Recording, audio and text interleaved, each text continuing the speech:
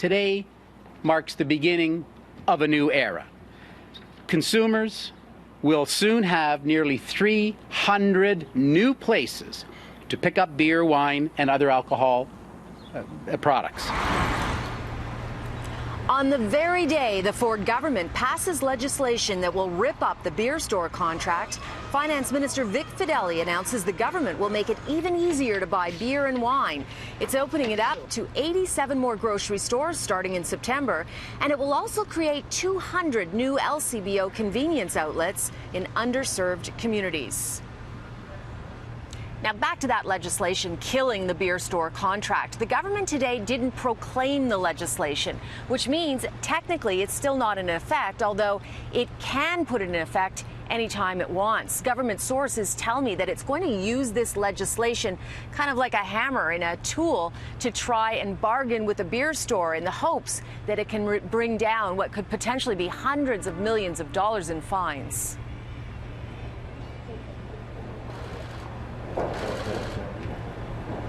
Putting beer in corner stores started as what seemed to be an easy campaign promise by Doug Ford, but it's turned very messy. There's been massive pushback to killing the 10-year contract after just 4 years.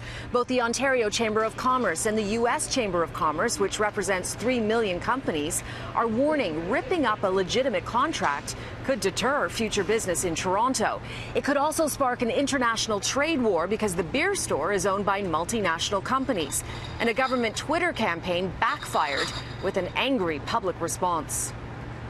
Have you underestimated the backlash to breaking this beer store contract? And the legislation today wasn't proclaimed, it was merely passed.